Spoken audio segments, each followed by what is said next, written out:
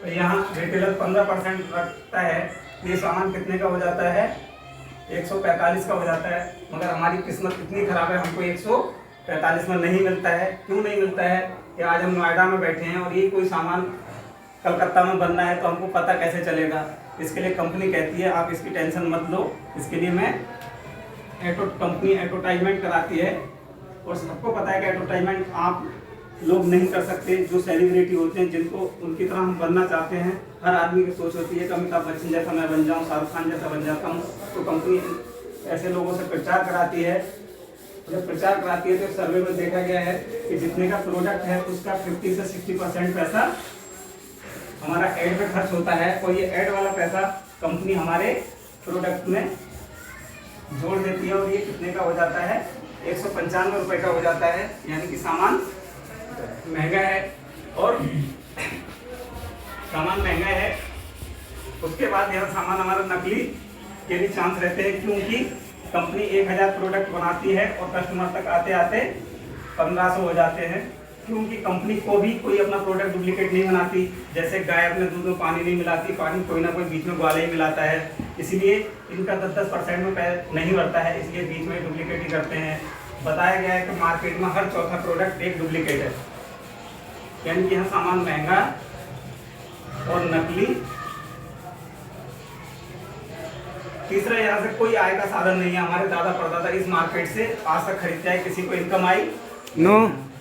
यानी कि यहाँ से कोई आय का साधन नहीं है। फिर अमेरिका और कनाडा में देखा गया 1959 में एक सर्वे हुआ। वहाँ के अर्थशास्त्री ने देखा, एक मार्केट को 3 भागों में डिवाइड किया। फर्स्ट नंबर पे कस्टमर रखा, सेकंड पे कंपनी रखी, और थर्ड पे ये बीच के लोगों को रखा।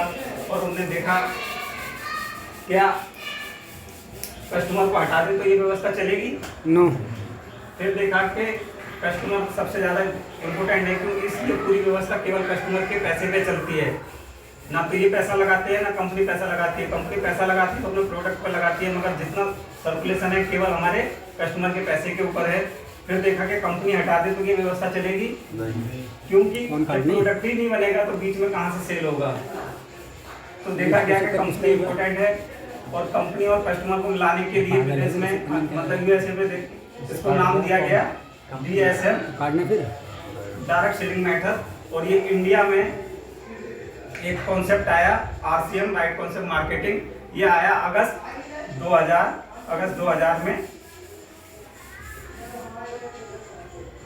यहाँ इसको नाम दिया गया। ये यहाँ भी क्या करना है, हमको 80 रुपए का सामान 20 रुपए कंपनी अपना प्रॉफिट रखती है, और 100 रुपए का सामान तैयार हो जाता है। मगर कंपनी यहाँ हमको 100 में ना देके कंपनी यहाँ 145 में देती है। यानी कि इस व्यवस्था से सामान क्या हो गया? सस्ता हो गया। मगर सस्ता कम मिलेगा ये हमको हर किसी को नहीं मिलता है। यहाँ हमको डिस्ट्रीब्यूटर बनना पड़ता है। यहाँ जब डिस्ट्रीब्यूटर कंपनी हमको बनाती है तो हमको सामान 145 में मिलता है। यहाँ कंपनी 1000 प्रोडक्ट बनाती है तो हमको 1000 ही मिलते हैं, क्योंकि यहाँ पक्का बिल हमको मिलता है। यानी कि यहाँ नकली सामान का शुद्ध सामान की गारंटी है। तीसरा, यहाँ कंपनी कहती है कि जो 145 में आपसे ले रहा हूँ, मेरे को 145 में 100 रुपये ही चाहिए, क्योंकि यहाँ मेरा 20 रुपये पहले से ऐड है। इसलिए 45% यहाँ कंपनी हमको क्या करती है, अपना पार्टनर बनाती है। और ये पार्टनर 45% का कैसे बनाती है?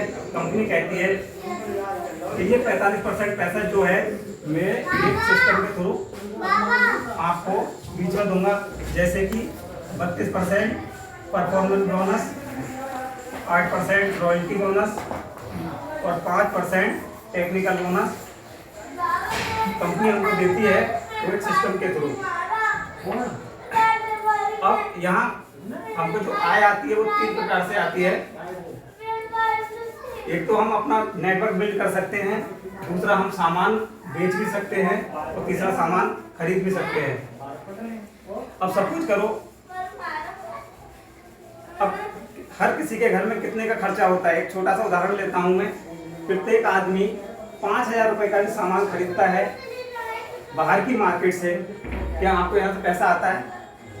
नहीं आता है। वही सामान हमको बताया गया है कि पैसा कैसे बचता है। जो 20% रॉयल्टी है, 32% परफॉर्मेंस, यहाँ 20 से 25% हमको क्या है काउंटर डिस्काउंट मिलता है। इसमें 5,000 पे कम से कम हम 20% पकड़े तो हमारा कितना 1,000 रुपया सीधे सीधे सेव होता है। और यही हम 12 महीने किया जाए तो कितना हो गया, साल का 12,000 रुपया हो गया। और 60 साल एक आदमी जिंदा रहता है और उसको बाहर से खरीदना है तो ये 60 साल इंटू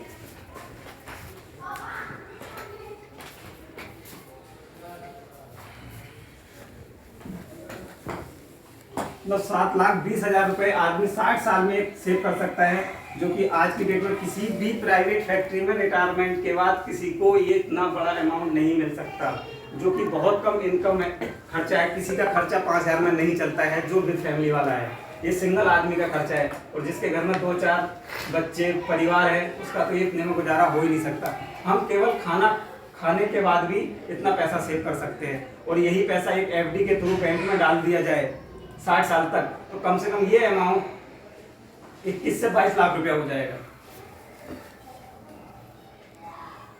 अब आगे बहुत कुछ है बताने के लिए, ज़्यादा समय व्यस्त नहीं करके मैं बुलाना चाहूँगा अपने ग्रेट गुरु सुमन सर के लिए।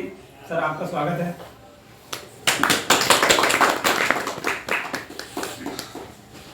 धन्यवाद सारे लोगों को।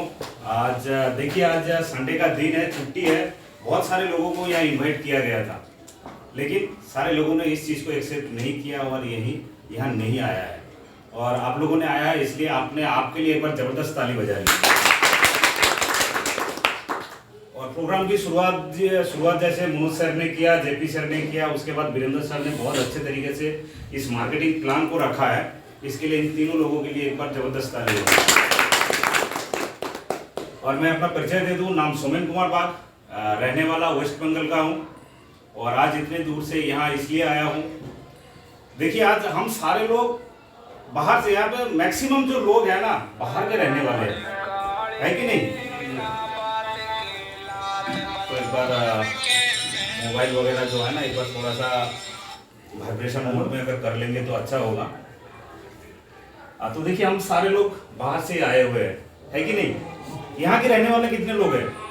कोई नहीं है। कोई है नहीं है, सब बाहर के।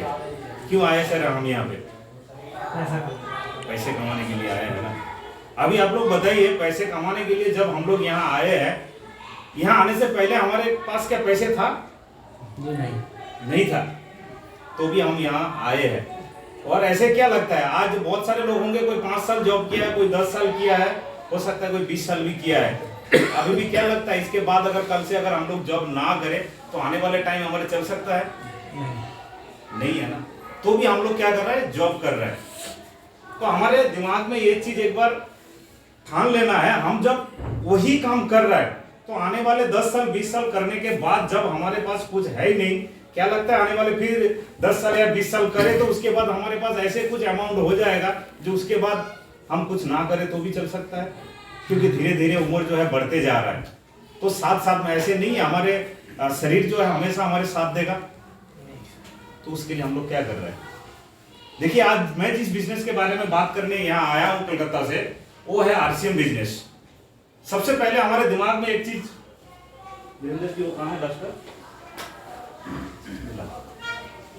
आज हम जिस बिजनेस के बारे में बात कर रहे हैं ना, वो आरसीएम बिजनेस है। तो यहाँ पे बहुत सारे लोग आरसीएम बिजनेस के साथ तो जुड़